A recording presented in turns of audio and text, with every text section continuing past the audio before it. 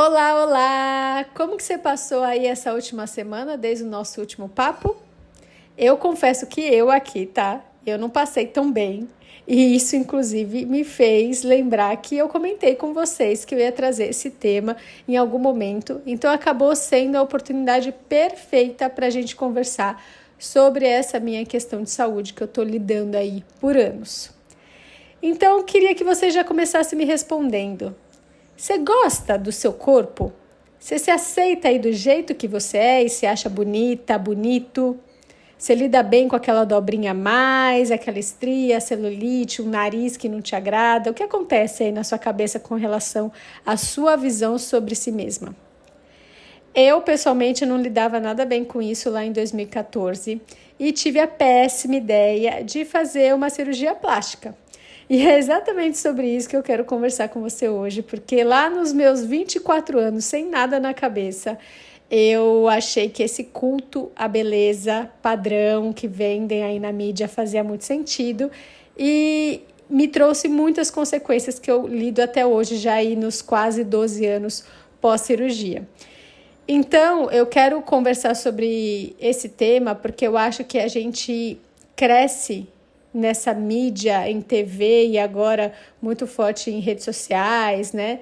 Na internet, com esse culto a uma beleza que não faz sentido e a gente até vê tentativas e algumas páginas que já não reproduzem mais. Então, por exemplo, tem uma revista que já não retoca mais as mulheres, né? No Photoshop. Mas assim, como ainda isso é um tema delicado. E eu tenho certeza que foi isso que fez eu com a minha cabeça de criança e absorvendo todas essas questões e não me permitindo ver que aquilo era uma grande fantasia, a bolha, a forma que eu estava me colocando para pensar. Então, para te trazer um pouquinho de contexto, é como eu cheguei nesses meus 24 anos fazendo uma cirurgia plástica, tá? Eu cresci brigando para entrar nas roupas da minha irmã. Eu tenho essa imagem assim muito clara na minha cabeça de eu pegar calças jeans dela 36 e ficar tentando com que coubesse em mim. Então eu ia lá, emagrecia um pouquinho e tentava a calça de novo. Aí eu falava, não, falta um pouco mais. Ia lá, emagrecia mais um pouco e tentava. E assim, eu lembro de falar para minha irmã, era uma coisa assim declarada, um dia eu vou entrar nessas roupas, sabe? E começou a virar piada já, porque eu não conseguia enxergar que o formato de corpo da minha irmã era diferente do meu e virou uma obsessão eu poder caber dentro daquele padrão que ela tinha nascido naturalmente, que era o que vendia nas novelas e na revista e que eu não era, sabe? E eu achava que eu conquistando aquele corpo eu ia ser mais aceita, eu ia ser mais feliz. Mas bom, essa época aí, só para você ter uma ideia, eu tinha 8 anos, tá? Eu era uma criança totalmente normal e até antes disso eu não ficava nessa paranoia de peso. Era uma vida normal, tá? Só que a partir daí, eu lembro que eu comecei a ter algumas compulsões alimentares, assim. E eu comecei a comer de uma forma que eu tenho umas lembranças, assim, que era uma coisa muito absurda. A forma com que eu lidava com a comida. Então, por exemplo, eu lembro que meus pais, eles tinham uma vendinha no mercadinho na frente de casa, assim, na garagem. E aí eu ia e pegava chocolate escondido, sabe? Eu fazia umas coisas assim de comida escondida porque eu sabia que eu estava exagerando. E isso começou a me chamar a atenção, até por eu fazer escondido, porque eu sabia que não era legal. E hoje, tendo já feito terapia há algum tempo, entendendo aí essa parte da psicologia, do que essa compulsão alimentar também pode representar na vida de uma criança, eu imagino que eu tentava suprir, colocando para dentro tudo aquilo que eu não colocava para fora, por uma fase complicada que a gente estava vivendo ali em família, no casamento dos meus pais. Esse foi o start, assim, de eu não conseguir me comunicar, falar os meus sentimentos daquela situação. Então, era uma fuga eu ficar tentando colocar coisa para dentro. Mas esse não foi o único motivo, esse foi só o pontapé. Bom, aos 8 anos eu começo aí a comer compulsivamente e eu tinha muita culpa. Então, eu abusava geralmente muito no doce e aí depois eu me dava assim tempos de jejum para tentar compensar aquilo que eu tinha feito, sabe? E para algumas pessoas, essa questão de alimentação, quando você está passando alguma coisa difícil, ela vem da forma oposta, né? Então, uns devoram a comida, como acontece comigo, e outros não, outros só não conseguem comer. Então, entre a época aí de 8 até 10 anos, eu engordei bastante. E eu lembro que a minha irmã me zoava, do tipo, balofa, bujão de gás, sabe essas coisas que criança fala uma para outra? E aí eu tentava revidar, tipo, Olivia Palito, esse tipo de coisa. Que, óbvio, fazia eu me sentir mal, mas que não era, assim, uma grande coisa. Na minha cabeça, pelo menos, aquele momento era, tipo, duas irmãs brigando, ela tá me ofendendo, vou ofender ela. Mas na minha cabeça eu falava, eu tô falando Olivia Palito, ela nem vai se ofender, porque nem é algo pra se ofender, sabe? Mas, claro que na visão dela não era assim, né? Bom, qual que foi o ponto da virada, assim, que começou essa questão com a alimentação ficar mais séria na minha vida? Eu tinha 12 anos. Eu já tinha feito 1 ano aí de ginástica olímpica, ainda acima do peso, uma criança acima do peso. E com 11 anos, 1 ano depois que eu fui fazer ginástica olímpica, a professora de ginástica olímpica falou que eu não podia continuar fazendo o esporte, porque eu já tinha crescido muito, né? Geralmente as ginastas têm que entrar novinha, então já era alta para o esporte, enfim, para eu ir buscar outro esporte dentro do clube. E minha mãe, na infância, tinha feito vôlei, tinha jogado vôlei. E ela levou pra gente experimentar, ver se ia gostar, levou eu e minha irmã. E então, com 11 anos, eu comecei a jogar vôlei. Nisso, é uma coisa muito natural que acontece no esporte, eu joguei vários anos vôlei, tá? Você ter um controle nutricional, você fazer um acompanhamento ali regular do seu peso, da massa magra, né? Do seu físico no geral, para você conseguir ter a melhor desenvoltura, para você performar melhor no esporte. Não é nada aí para vocês ficarem atacando os técnicos, comissão técnica, preparador físico, nutricionista, nada disso, gente. É uma coisa super natural do esporte e eu não sentia que eles faziam isso de uma forma pesada. Era de uma forma que tinha que ser. Não falavam cobrando, não ficavam em cima, nada disso. Só direcionavam para que cada pessoa conseguisse desenvolver as habilidades que requeria ali no esporte de uma melhor forma, entendeu? E eu lembro que teve meu primeiro contato com essa questão de pesagem. Eu estava no meu primeiro ou segundo ano de vôlei.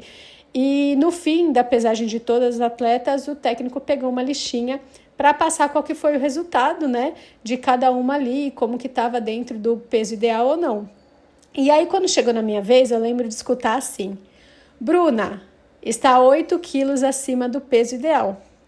Pronto. Foi ali, tipo, minha virada de chave. Porque eu tenho uma coisa que ela pode ser muito boa, mas pode ser muito ruim também. Quando eu coloco uma coisa na minha cabeça, um desafio, é muito difícil eu mudar de ideia. Até as pessoas falando, vai dar merda, não faz isso, avalia melhor. Eu vou até o fim. Muitas vezes eu quebro a cara, ou muitas vezes não. Isso pode ser bom por eu ser persistente nas coisas. Mas, eis que eu coloquei isso na minha cabeça. E aí, o que era só não, né, forma de falar, mas o que era um descontrole aí da alimentação tornou uma coisa assim que foi crescendo num grau desproporcional. Então, nessa idade, eu pesava praticamente o peso que eu tenho hoje, tá? Pensa aí que com 11 anos, hoje eu peso 64 quilos, com 35 anos, e com 11 anos eu pesava por volta de 62, 63 quilos. Então, eu de fato estava acima do peso. E eu lembro desse dia ter sido fatídico porque eu comecei uma saga com dieta radical para eu chegar logo nesses meus menos 8 quilos, que era o que eu queria, o mais rápido possível. E óbvio, você passa à vontade, você passa certa fome, e no começo, para minha família parecia normal, tipo, ela só tá de dieta, mas tá se alimentando e tudo mais. E até para mim. Só que eu lembro que minha mãe começou a ficar preocupada porque eu não soube chegar nos menos 8 quilos quando eu cheguei e ter uma relação saudável de saber manter e equilibrar a alimentação com o esporte, às vezes comer uma besteira assim, sabe? Aquela vida normal. Só que não, eu não soube. E aí eu lembro que minha mãe começou a ficar muito preocupada. E uma vez, eu nunca esqueço, eu estava no banheiro e minha mãe falou, Bruna, você vai comer sim. Ela teve que me obrigar a comer. Ela falou, se você não comer, eu vou te levar no médico. E eu confesso que aquilo me assustou. Eu falei, cara, o negócio tá ficando sério mesmo. Porque, de fato, na minha cabeça, passava a ideia de eu colocar o dedo na garganta e vomitar. Só que, ao mesmo tempo, eu tinha medo de fazer isso. Porque eu falava, cara, eu sei que isso é a doença da bulimia. E se eu fizer, eu sei que eu vou gostar e que eu vou continuar. E aí eu vou criar outro problema para mim, então eu não posso começar. Cara, pensa uma criança com 11, 12 anos já pensando nisso. E aí, eu lembro que minha mãe não me levou no médico porque eu fui comer. Então, assim, eu comia, mas eu lembro que muitas vezes eu restringia muito a quantidade que eu comia, sabe? Porque eu queria emagrecer ou porque eu queria me manter magra. Então, depois que passou esses menos 8 quilos, que eu entrei no que era o corpo ideal ali para a prática do esporte, né? Para a vida, né? Para estar no equilíbrio ali do meu peso, eu lembro que eu estava magra, que eu estava feliz, mas que eu não me enxergava assim no espelho. E aí isso começou a virar uma obsessão, de eu ficar mais magra, de eu ficar cada vez mais cara seca. Era isso, porque eu tenho a ideia do meu corpo hoje, eu olho algumas fotos e falo, cara, eu era muito magra, mas eu não me enxergava assim, eu tinha totalmente uma distorção do meu corpo. E eu tô falando isso porque tem um livro que chama O Mito da Beleza. Esse livro, ele me salvou, assim, foi a minha psicóloga que indicou e eu levava isso para terapia anos atrás, de como eu tenho essa distorção de imagem e como mesmo depois da cirurgia eu nunca me senti bem no meu corpo e nunca achava que estava suficiente. E ela me indicou esse livro. Se você quiser, eu te indico demais. Tem inclusive audiobook no YouTube, tá? Para você escutar, se você não for uma pessoa de leitura. Mas eu resolvi gravar esse episódio falando sobre isso porque eu acho que todas as pessoas, mas principalmente as mulheres, lidam muito com essa questão de nunca tá bom, nunca tá suficiente, sempre se cobrar demais e a gente para de se admirar, a gente começa a se odiar, de fato. Eu lembro de eu não conseguir me ver pelada no espelho. E eu acho que eu não sou a única, sabe? Eu acho que muitas mulheres enfrentam isso. Então, quando você começa a parar de tentar caber num padrão que a mídia diz que é o correto e você começa a olhar ao seu redor ou a frequentar outros espaços que não tem só pessoas dentro do que a mídia diz ser padrão, você começa a pensar, opa, eu não estou errada não. O meu corpo não está errado, não tem nada de errado aqui. Eu que tenho que mudar a minha forma de pensar, de ver as coisas. E esse livro do Mito da Beleza fala muito sobre isso, sabe? Como a gente vai tentando entrar nos espaços e ser aceita e poder acessar certas coisas por uma imagem externa e não por quem você é internamente. E eu lembro que eu brigava muito com isso, principalmente por você estar numa idade, né, de infância, adolescência, começo da vida adulta, que você não consegue ter esses discernimentos. Eu lembro que eu era uma adolescente muito perdida assim no meu sentimento, sabe? Eu sentia todas essas coisas que hoje eu consigo lembrar e pontuar do quanto eu me sentia mal no meu corpo e o quanto eu me feria a mim mesma de não me auto-amar, sabe? Só que naquela época eu não tinha essa consciência. Eu só queria caber, eu só queria estar no grupo popular da escola. Eu só queria que o carinha bonitinho da escola gostasse de mim, olhasse para mim. Era isso que era ser aceita. E eu acho que isso acontece com muitas meninas. E olha como são as coisas, né? Voltando aí para a época que eu emagreci os 8 quilos e que eu comecei essa loucura toda na minha cabeça. Eu fui treinando vôlei, fui conquistando um espaço legal no time, não tinha nada a ver com a questão do peso, tá? Mas eu tava ali treinando, dando meu máximo para ser uma boa atleta e tudo que eu queria era ser uma boa jogadora. Eu era apaixonada por treinar vôlei, então meu mundo era muito em volta disso. As minhas amigas praticamente eram só do vôlei, porque eu convivia pouco com a galera da escola. Eu convivia só na sala de aula, mas era muito imersa no mundo do vôlei, então eu treinava vôlei quase todos os dias. A gente se via ali depois do treino também, ou ia para casa uma da outra. Final de semana era dia de jogo, ou se não era jogo, a gente passava o final de semana juntas também. Então, assim, o meu mundo virou esse. Eu gostava demais e tudo que eu queria era eu poder estar em forma para eu jogar bem, para eu poder ter mais mobilidade, para eu conseguir ser acionada para entrar nos jogos. E isso foi dando certo. Só que uma parte que aconteceu comigo é que eu nunca compartilhei com as outras atletas, com familiares, amigos fora do esporte, ou até mesmo com a comissão técnica, o quanto eu sentia um desafio me manter naquele peso, entendeu? Porque não era sobre só balancear minha alimentação, era muito mais sobre essa minha compulsão alimentar. Então eu lembro que eu pensava muito em comida e em como não comer. Era uma coisa assim constante. Por exemplo, eu lembro que teve um dia que a minha mãe, no aniversário dela, me deu o primeiro pedaço de bolo. E eu recusei. E, cara, talvez nem doa isso pra minha mãe, mas toda vez que eu penso nisso, dói. Porque a minha cabeça só ficava assim, eu não posso, eu não posso, eu não posso. Porque provavelmente, ou um dia antes, ou sei lá, algum momento eu tive algum descontrole e aí eu comi um pacote de bolacha inteiro e depois a forma de eu compensar era eu negando. E eu tinha muita dificuldade de negar doce. Então, para mim, era mais fácil eu pensar, cara, eu vou descompensar no doce e eu controlo no salgado. Então, eu conseguia reduzir no almoço, reduzir na janta, às vezes ficar com algum jejum, mas eu me descontrolava no doce. E nesse dia, eu não me permiti nem comer a fatia de bolo do aniversário da minha mãe. E o mais engraçado é que, não engraçado, né, mas assim, pra gente ficar em atenção, é que isso é uma coisa que acontece silenciosamente dentro da gente. Então é importante a gente observar, porque às vezes a menina tá ali, magra, mas ela não tá se vendo dessa forma, e não é que ela come pouco, ela tá com algum problema mesmo de distúrbio, sabe?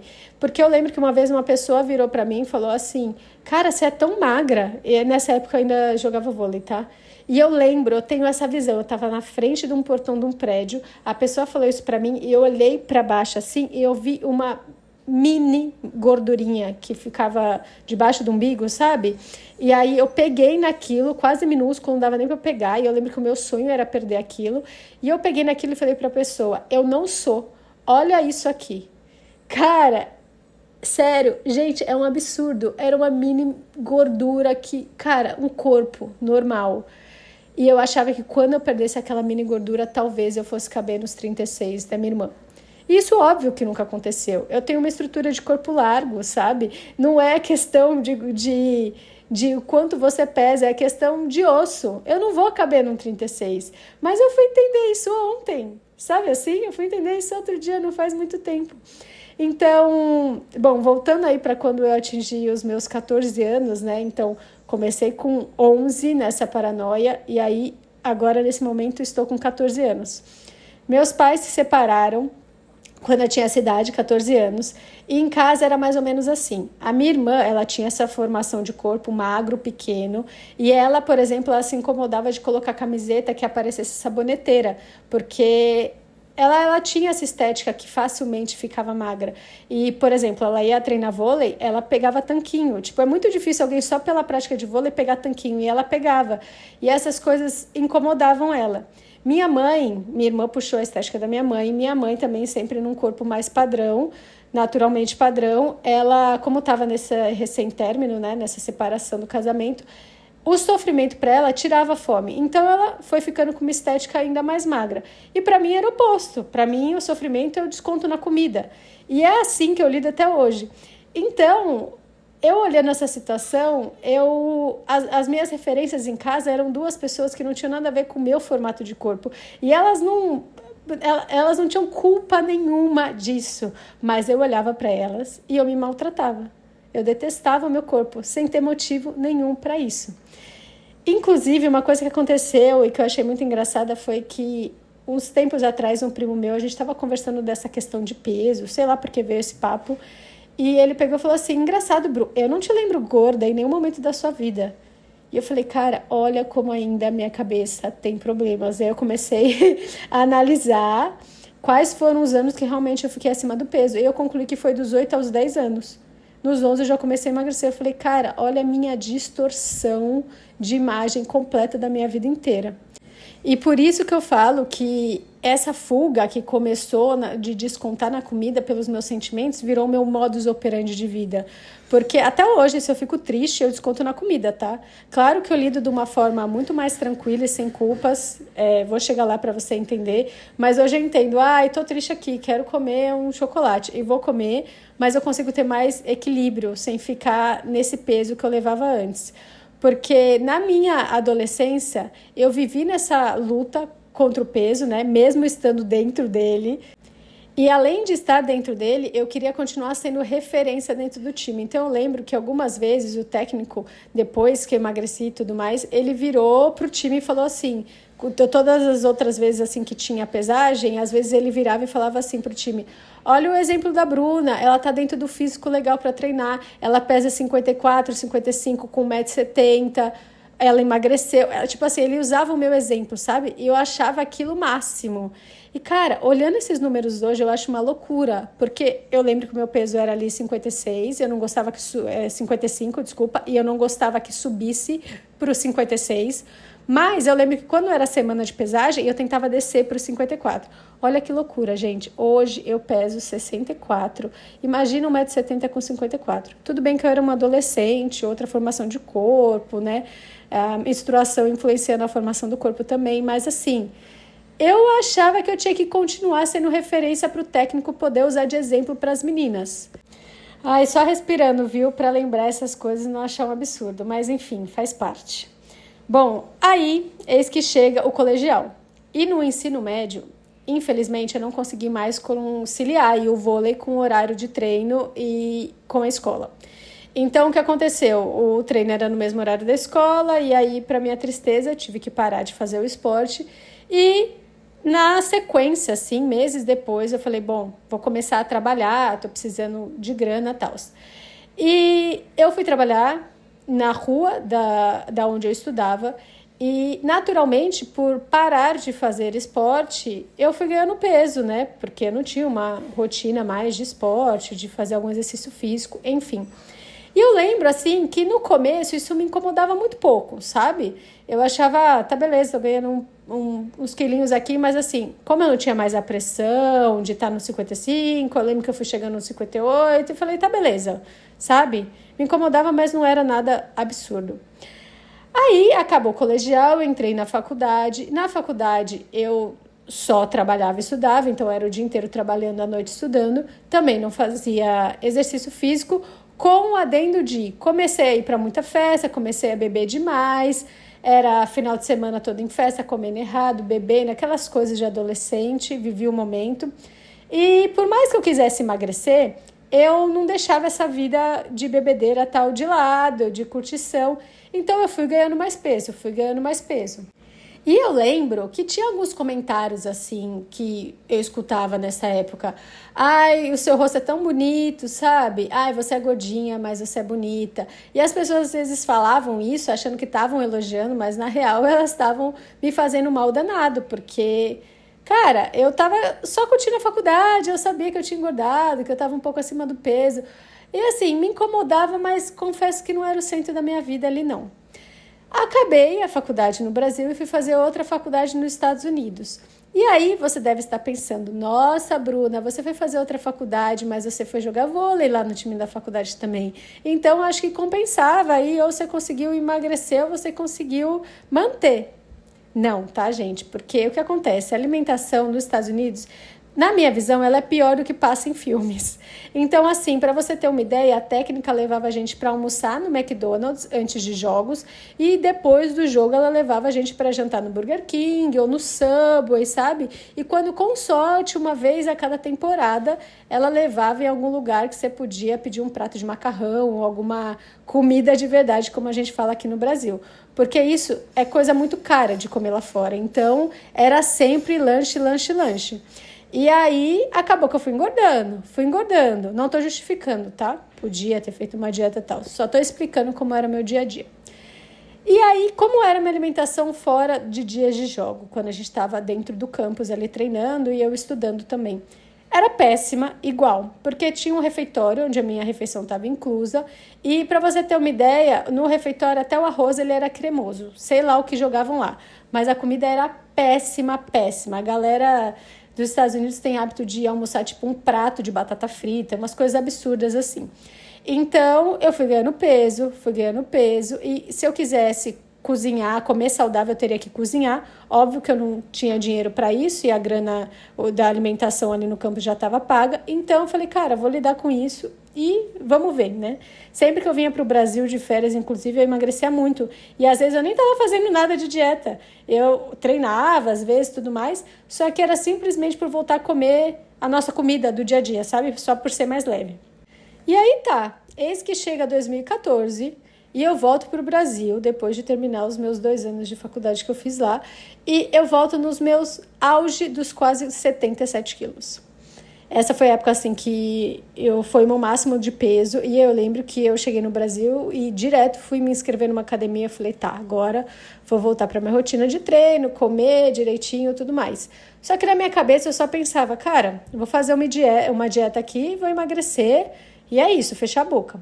E aí o meu pai vira para mim e fala assim, Bruna, você tá gorda, vai fazer uma cirurgia, a família toda já fez.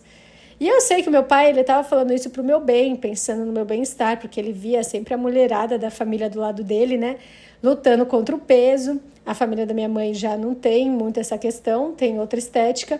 E a família do meu pai sempre fazendo vários procedimentos estéticos, né. Bom, eu sei que ele queria cuidar de mim, essa foi a intenção dele, e eu achei o máximo. Mas quando eu contei para minha mãe que eu ia operar, ela já não achou muito legal. Ela foi contra, ela ficou preocupada com o risco da cirurgia, mas aí eu já falei para você, né? Quando eu coloco uma coisa na minha cabeça, seja pro bem ou pro mal, é difícil eu tirar.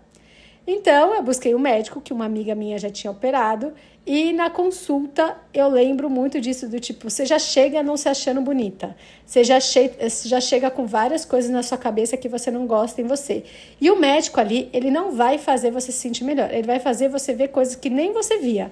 Então você pensa num quadrado assim que tem espelho, e aí você fica ali parada na frente do espelho pelada, e aí o médico fica ali na frente, e ele tá te analisando, como se ele estivesse com uma lupa no microscópio, sabe? E aí ele fica nessa distância e ele vai falando, o seu peito ele tá caído desse lado mais que aquele, aí tem uma pele aqui, tem uma coisinha aqui para você tirar de gordura, falta mais cintura. Ele começa a ver detalhes que nem você via, sabe? E aí, eis que ele, em algum momento, ele vira para mim e fala assim, o seu peito, você vai precisar colocar um silicone. Porque qual que era a minha questão? Eu não ligava para lipo, eu estava super disposta a fazer dieta, mas já que a lipo caiu no meu colo, que meu pai sugeriu, eu falei, beleza, faço a lipo. Só que o que me incomodava era o meu peito, porque nessas de emagrece e engorda, a vida toda, meu peito ficou muito caído e ele era, assim, eu não achava ele bonito. E uma tristeza que eu tenho é que eu tinha tanta vergonha dele que eu nunca ficava sem sutiã, nunca gostava de mostrar meu peito pra ninguém. E eu não tenho nem foto de como era antes. Porque anos depois eu lembro que eu fui pedir pra esse médico que me operou e aí eu acho que eles já não tinham mais o arquivo. Mas pra você ter ideia, eu nem tirei foto do antes, porque eu não conseguia me ver sem sutiã. Olha a loucura. Eu queria muito ter essa foto hoje, porque eu tenho certeza que eu ia olhar e ia falar, cara, não era nada demais esse peito, pra que eu fui mexer? Mas bom, falei pro médico que a minha questão era o peito, que eu queria dar uma levantada nele e tal. Nem levantada, eu queria mexer na auréola, na verdade, enfim. E aí ele pegou e falou assim, Bruna, só vai ficar bonito com silicone, tem que colocar silicone. E eu, cabeça fraca, com 24 anos, teimosa, né, caí na lábia. Mesmo não querendo e a consciência assim falando, nada a ver, não é o que eu queria, eu só queria dar um jeitinho pra ficar mais bonitinho, sabe? Coloquei o tal de silicone, fiz a limpo. E aí que a gente chega no problema que eu tô lidando hoje. A partir do momento que eu fiz aquela cirurgia, que você só pensa nas felicidades que aquela coisa vai trazer para sua vida, você esquece de pensar nas consequências do pós-cirúrgico daquela cirurgia, que é o que eu lido até hoje. Então, desde o começo eu tive dor no peito, tá? Era uma dor diferente do que transformou hoje. Hoje minha maior questão tá sendo essa dor no peito, que em breve, se Deus quiser, eu vou tirar o silicone. E aí tem toda uma questão de doença do silicone, síndrome ásia, que eu quero trazer isso para vocês, porque eu de forma nenhuma vou falar para você, não faça um procedimento estético. Se você já pesquisou muito e você acha que é só isso que vai solucionar a questão de autoestima que você tem, beleza, sabe? Quem sou eu para falar que não? Mas se eu puder te aconselhar a você fazer terapia antes, para você entender se de fato isso é uma questão puramente estética ou se é algo que você tem que trabalhar na sua mente, porque a gente faz a cirurgia no corpo, mas a gente não trabalhou a mente. Então, foi isso que aconteceu comigo exatamente pós-cirurgia. Eu entendi que o meu corpo estava de uma forma, mas que a minha cabeça continuava igual. eu continuava me vendo da mesma forma. E é por isso que eu deixo essa reflexão para você. Será que de fato é a cirurgia que vai resolver a sua questão? Ou você tem que primeiro analisar como você se enxerga, qual que é a sua questão raiz sobre esse problema na sua vida, para você trabalhar esse sentimento dentro de você e aí ver se de fato é a cirurgia que vai trazer a solução. Porque eu não conseguia mensurar que eu ia ter problemas no pós, sabe? Para mim ia ser só felicidade. As pessoas iam começar a olhar para mim, as pessoas iam começar a me aceitar, a me incluir, a me desejar, entende? Olha que absurdo como essa questão estética de padrão mexe com a cabeça de cada pessoa.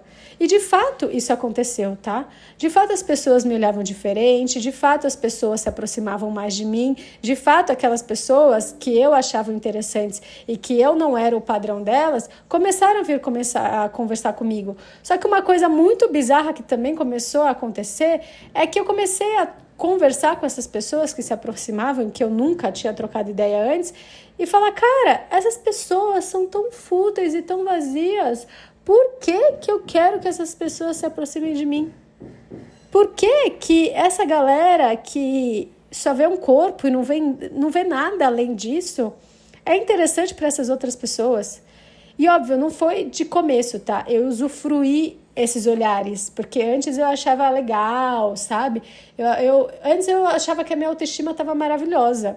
E quando foi passando esses primeiros anos de fantasia, eu fui entendendo que aquela galera era um vazio danado, que era tudo viver por aparência, que era tudo sobre corpo, por estar bonito. Era uma dedicação à estética que vem do lugar muito vazio dentro de cada pessoa. E isso começou a me deixar num lugar assim, cara, por que que eu tô fazendo isso? Por que que eu fiz isso? Que me trouxe cicatrizes que eu lido até hoje, que me trouxe várias queloides, que me trouxe várias questões estéticas, dor no peito, que estão aí comigo por 12 anos. E qual que é o cenário hoje, né? Hoje eu tô lidando com uma contratura no silicone. Eu preciso fazer uma cirurgia para tirar esse corpo estranho que tá aqui dentro de mim. Eu tenho que tirar isso logo, porque segundo os médicos eu tô com uma bomba relógio, literalmente, tá? Já faz alguns anos que eu acompanho isso, que tá essa contratura no meu silicone, mas a gente sabe que é um investimento, a gente sabe que não tem muitos médicos no mundo que são referência em explante de silicone, porque é uma pesquisa, é um estudo que não tem tantos anos assim, então tem muitos médicos ainda que defendem o silicone, que falam que é uma coisa vitalícia e não é. Eu quero depois, quando eu for fazer cirurgia e tudo mais, eu trazer um episódio só pra gente conversar sobre isso, porque não é sobre... o silicone vai ficar bonito e é a única forma reparadora do seu peito. Cara, não é, tá bom? E a gente pode conversar muito sobre isso. Mas hoje, falando sobre essa questão de como a gente se vê, eu queria falar para você que você precisa analisar essas questões dentro de você sentimentais antes de se basear em corpos da TV que você deseja ter. Porque a gente fere demais os nossos corpos, a gente se odeia, a gente se olha com desprezo, a gente evita se olhar no espelho, a gente evita ir na praia, a gente fica obcecada por um corpo vulgo perfeito, né? Entre aspas. A gente se faz muito mal. E pra quê? Pra ser igual a todo mundo? O que você ganha sendo igual a todo mundo? Nada. Na real, você perde, né? Porque o que você tem de mais precioso em ter nascido é ser você. Ser você é a melhor coisa que você pode fazer por você hoje. É o que te torna diferente, é o que faz você ser especial. E não quer dizer que você não tem que se preocupar com o seu bem-estar, com a sua saúde, em se achar bonita. Isso tudo é importante sim, mas com cautela. A gente não pode ir para extremismos, em se afogar aí numa tigela de bacon e depois viver diário, igual eu fazia, sabe? É importante saber equilibrar em tudo na nossa vida. É importante a gente se admirar, a gente colocar um biquíni, a gente ficar pelado na frente do espelho e falar coisas bonitas sobre a gente, sabe? Então fica pensando sobre tudo isso aí que a gente conversou. Eu vou contando como as coisas vão evoluindo daqui. Eu realmente espero que esse papo aí te ajude a você se admirar, a você se amar mais, a você ficar mais feliz com você. E se não for o caso de você já ser assim consigo mesma, né? Ah, Bruna, eu já me admiro, eu já acho ok o jeito que eu tô, eu já me acho linda. Que ótimo, cara, você é uma exceção. Que ótimo que você foi fiel a si mesma, tá? Agora, se não for esse o caso, O que te incomoda? Seu nariz, sua boca, sei lá. Seja o que for, eu vou te deixar aí uma dica do que eu fiz e que me ajudou. Pode ser que te ajude, que não te ajude, não sei, mas testa se você quiser. Antes de eu fazer a minha transição do cabelo, né, eu fazia muita progressiva e eu lembro de começar a me incomodar porque eu olhava os cabelos cacheados e achava muito lindo na cabeça da outra pessoa, mas eu não conseguia conceber deixar os meus cabelos cacheados virem a vida. E aí eu comecei a me questionar, eu falei, cara, se eu acho tão bonito naquela pessoa, por que que não vai ficar bonito em mim? Por que que eu não aceito o meu cabelo? Então, pega uma pessoa aí que você olha, que você acha bonita com alguma questão que você tem em você e admira aquela pessoa e se faz a mesma pergunta. Por que que nela é bonito e em mim não? Eu espero que isso te ajude aí a refletir e achar talvez algumas questões dentro de você. E realmente eu vou trazer mais esse tema aqui para contar todo o meu processo, para que você se cuide, se ama e que eu desejo do fundo do coração que se você for fazer um procedimento estético, que você pense muito bem antes. Beleza? Eu espero que a gente volte a se encontrar aqui na BR e que essa semana seja linda. Um beijo para você.